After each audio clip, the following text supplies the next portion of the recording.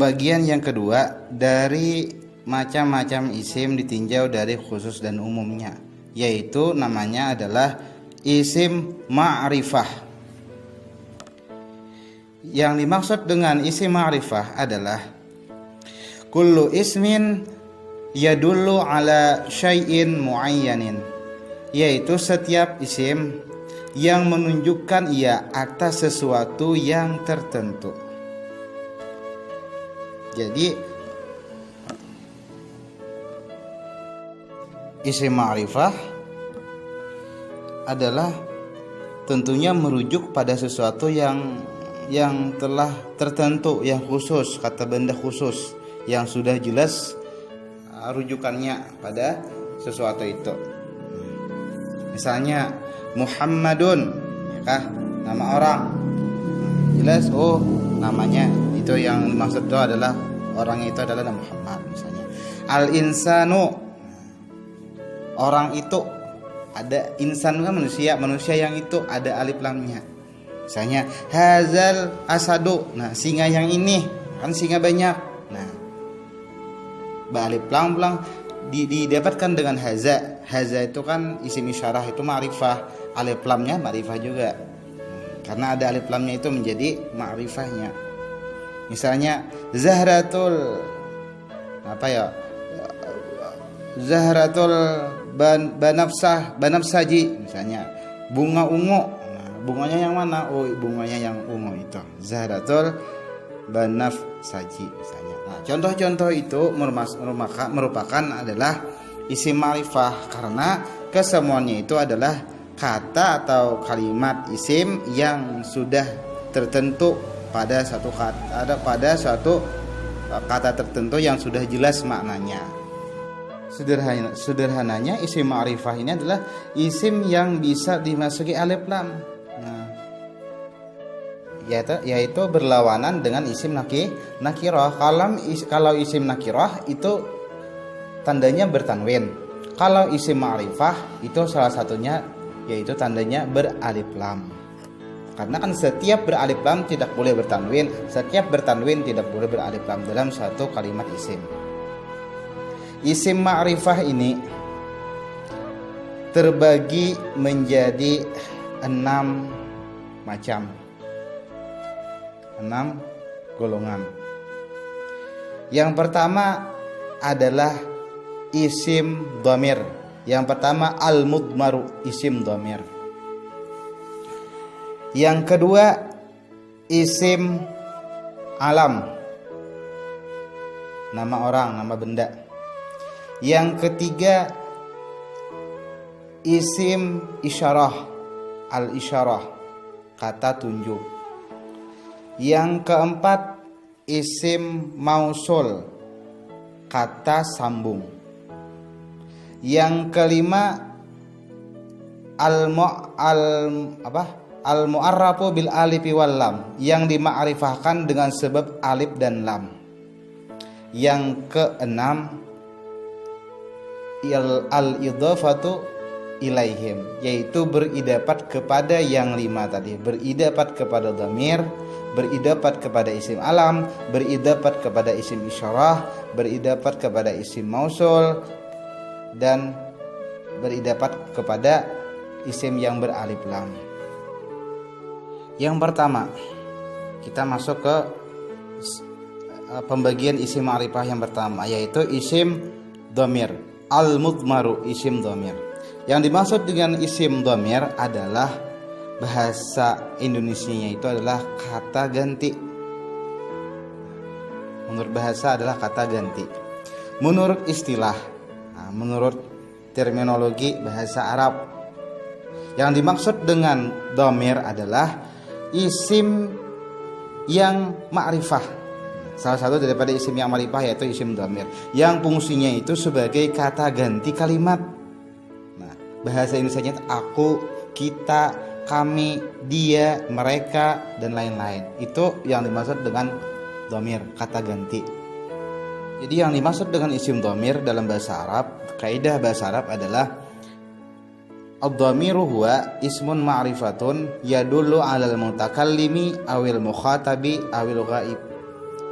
Dhamir adalah isim ma'rifah yang menunjukkan atas mutakallim, orang yang pembicara, mutakallim.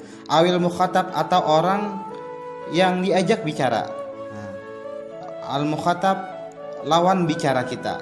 Awil ghaib atau orang yang tidak ada di hadapan kita. Itu yang dimaksud dengan isim dhamir. Isim dhamir ini terbagi menjadi 3 macam. Yang pertama dhamir mutakallim. Yang kedua dhamir mukhatab. Yang ketiga dhamir ghaib. Jadi isim dhamir ada 14. Huwa huma hum, hiya huma hunna, anta antuma antum, anti antuma antunna, ana dan nahnu.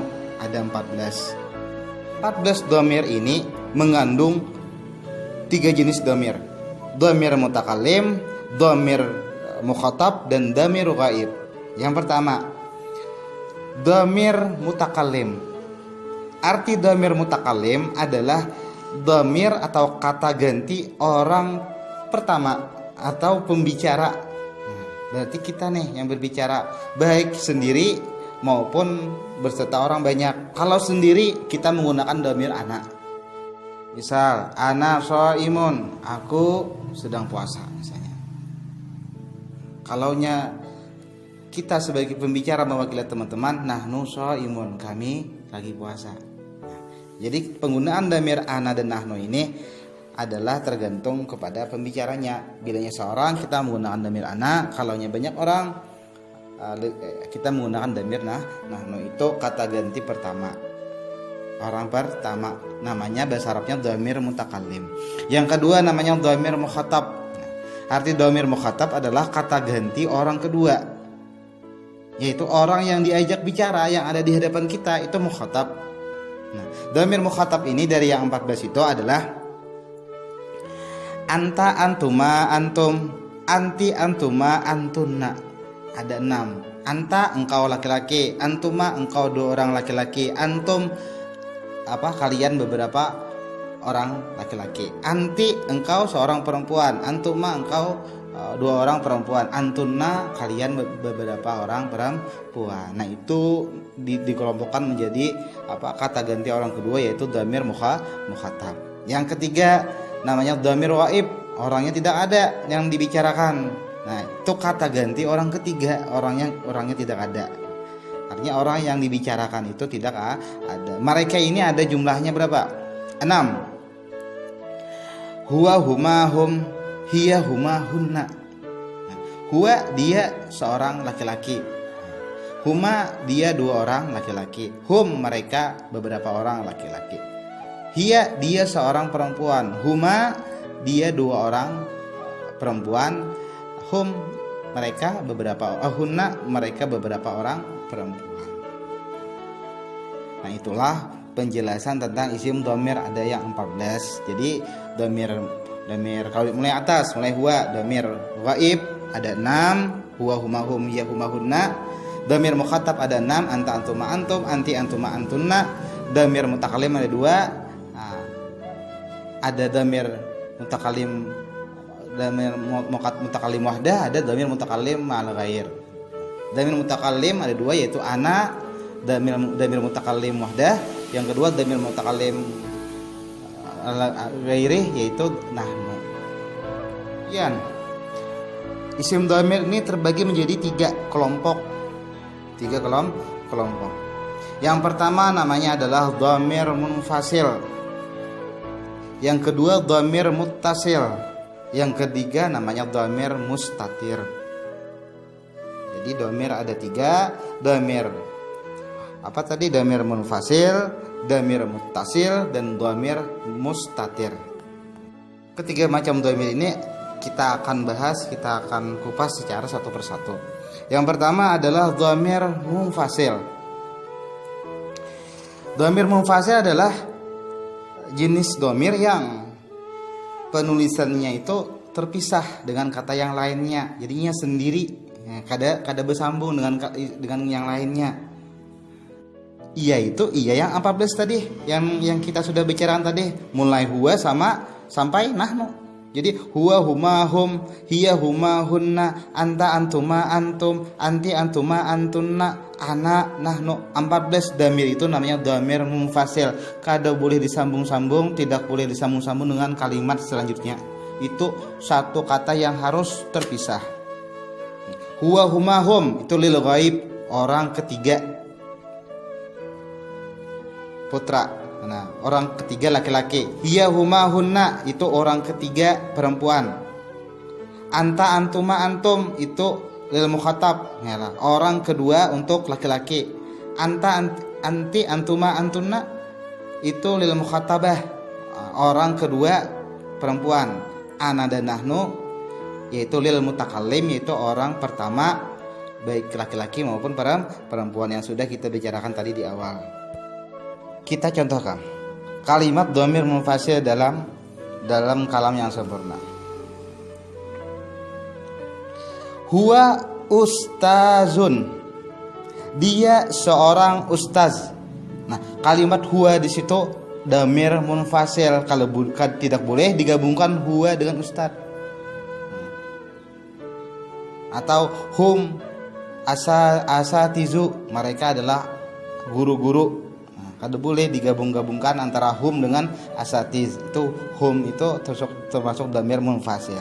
Misalnya ana muslimun, aku adalah seorang muslim. Tidak boleh ana itu dirait hurufnya dengan muslim, karena itu satu kalimat dhamir munfasil namanya. Karena yang dimaksud dengan dhamir munfasil adalah ma yuftatahu bihi nutqu, yaitu kalimat yang ada di permulaan ucapan kita. Artinya andaknya, letaknya itu di muka. Ma yuftatahu bihi nutqu, kalimat yang di permulaan dengannya akan ucapan. Kalau dhamir munfasil waktu rafa, maka dia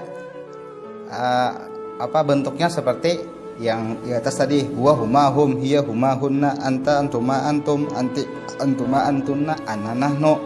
Itu contoh dhamir munfasil waktu rafa. Contohnya lah ana rabbukum, aku adalah Tuhan kalian. Nah, kalimat ana itu dhamir munfasil, tidak boleh dirait dengan rabbukum.